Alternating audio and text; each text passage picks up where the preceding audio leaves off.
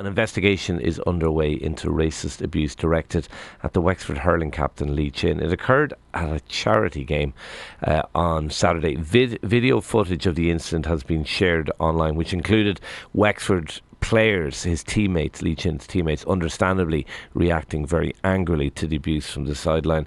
Former GAA star, former All-Ireland winner Jason Sherlock. Jason, you saw the footage, I believe. What did you make of it? Yeah, I saw the footage, and obviously, I suppose the way I look at it, I see it in three ways. First and foremost, thoughts with Lee. I got to know Lee a number of years ago. He was one of the reasons why I spoke out about the racist abuse I would have received on the sports field. It's probably about 10 years ago now. Very humble guy, very hard working and determined. So my first and foremost, my thoughts are with Lee and his family, because I suppose ultimately when you're at the recipient of a racist abuse, it's probably the impact it has on your family and friends around you that's more important. Lee will know, and I hope he knows, he's not the one with the problem in this situation. But at the same time, it's a horrible experience to go through. It's something that the majority of people in Ireland don't have to go through. It is quite isolating. It is quite embarrassing, and it's very tough for Lee to have to experience this. Yeah, This very, very difficult. I mean, I have to say, am I naive? Because, look, I remember being at matches in the late 80s and, hearing fans do monkey chants and so on, appalling things. But I had sort of naively thought that kind of thing did not go on anymore. Was I naive? Or I clearly was naive in thinking that it doesn't happen anymore.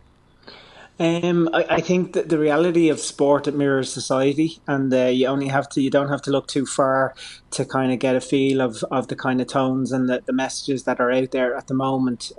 So like the reality is there are always going to be people that are ill informed and probably don't understand the impact of their actions. But that's as I said, that's society. Sport is sport. Sport is a special place, and I think sport has to do its part in what it can to kind of be to ensure that the right behaviour is tolerated, and that's one piece that I was really encouraged about in the video was the response of the players, Lee's teammates. When I played, no one knew what was right or wrong, but the players, you could see, knew that this was wrong and it was out of order. And I think from my perspective, I was very I was delighted to see that, and I hope Lee took a lot of reassurance to see the response from the players, that they were there to support him and they Yeah. understood that this was wrong. The suspension that the GAA has if against a player or an official for racist abuse, it's a 48-week suspension, so the best part of a year. Is that enough, or do you think it should be higher than that?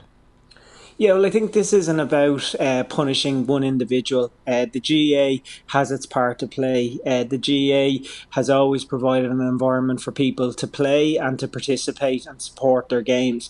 So again, it's about, I suppose, the GAA doing as much as it can to ensure that when a young boy or girl arrives up with their parents to a GAA field, that they're accepted and that they can have that connection with their club and the association, like I did. And the reality is that one punishment to one person isn't going to be the answer. It's about kind of doing as much as it can to ensure that we educate, and we don't tolerate the racist behaviour that we experienced in that video. We do have to act on it to ensure that the GAA are taking it serious. But if we think that this is going to cure everything or that's the solution, unfortunately, it's not. Okay. It's something that the GAA, if they see it as a really important part of their games, to allow and accept people from all walks of life, all skin colour. It's something that they have to continue to be proactive about. Jason, you've spoken in the past, as you said, about how the racist abuse you suffered, you felt it would sort of leave a lifelong scar. How endemic was it? How bad was it when you were a young fella, when you were playing? Was it something you were very conscious of? Was it something that happened frequently? It did, and again, sometimes it was done just because people wanted to be more competitive and wanted to get a competitive edge. Other times it was probably people wanting to be popular and funny. But I suppose it did leave a mark. And as I said, that was the encouraging thing in the video for me, that straight away Lee's teammates knew this was wrong. And again, like, I don't want anyone to have to experience racist abuse. No one should. It's Yeah. all well and good commenting on someone how they performed, and the reality is that I had a lot of bad days, and people could give it out about that.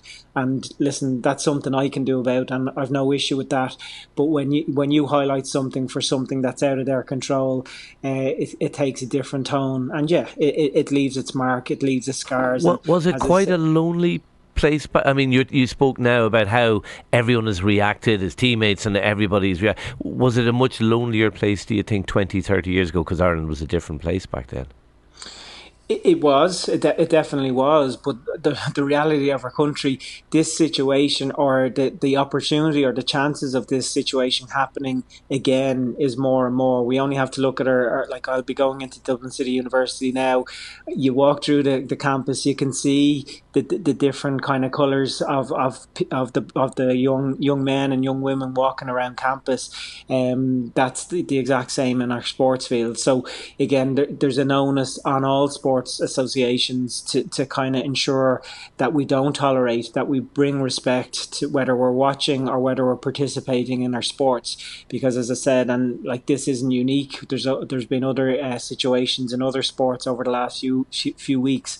This is something that will become, or can become, an issue if we don't kind of grasp it and challenge people's thoughts, because at the end of the day, a lot of it comes from people just being uninformed. Okay, we'll leave it there. Thanks indeed for talking to us this morning. Jason Sherlock, All-Ireland winner, of course, with Dublin back in 1995. Thank you for talking to Newstalk Breakfast this morning. Let us know, folks, is it something you've encountered? Is it something you've witnessed on, not just on GAA pitches, but any pitches around the country? Let us know.